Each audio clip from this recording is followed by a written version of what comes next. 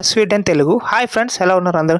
ఈ నెల మనం ఇంట్రెస్ట్‌గా చెప్పుకోవాల్సిన టాపిక్ ఫిబ్రవరి. ఆల్మోస్ట్ ఫిబ్రవరి ఎండింగ్‌కి వచ్చేసాం. కానీ ఫిబ్రవరి 28 అనేది ఎందుకుంటదని ఎవరికైనా తెలుసా? ఫిబ్రవరి నెలది చిన్న కథ కాదండి.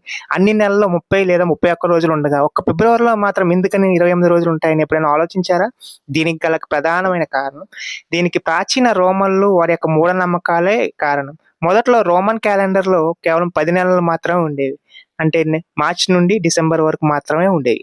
చలికాలంలో పంటలు పండవని ఆ జనవరి, ఫిబ్రవరి వాళ్ళు లెక్కలో తీసుకునేవారు కాదు.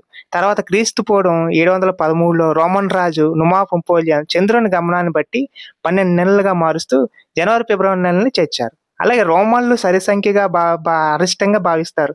12 చంద్ర చక్రాలు పూర్తి కావడంతో సుమారు 354 రోజులు పడుతుంది. కాబట్టి మొదటి క్యాలెండర్ 354 రోజులతోనే ప్రారంభం.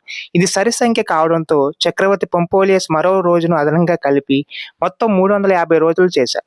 తర్వాత ప్రతి నెలలోనూ బేసి సంఖ్యలు ఉండేలా 29 లేదా 31 రోజులుగా విభజించారు.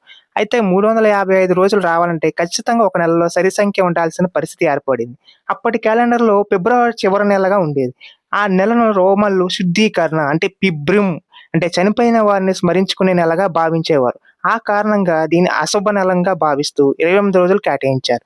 తర్వాత జూలియస్ సీజర్ క్యాలెండర్‌ని సవరించినప్పుడు భూమి సూర్యుడి చుట్టూ తిరగడానికి పట్టే కాలాన్ని బట్టి సంవత్సరానికి 365 రోజులుగా నిర్ణయించారు. దాని ప్రకారం నెలలను సవరించారు.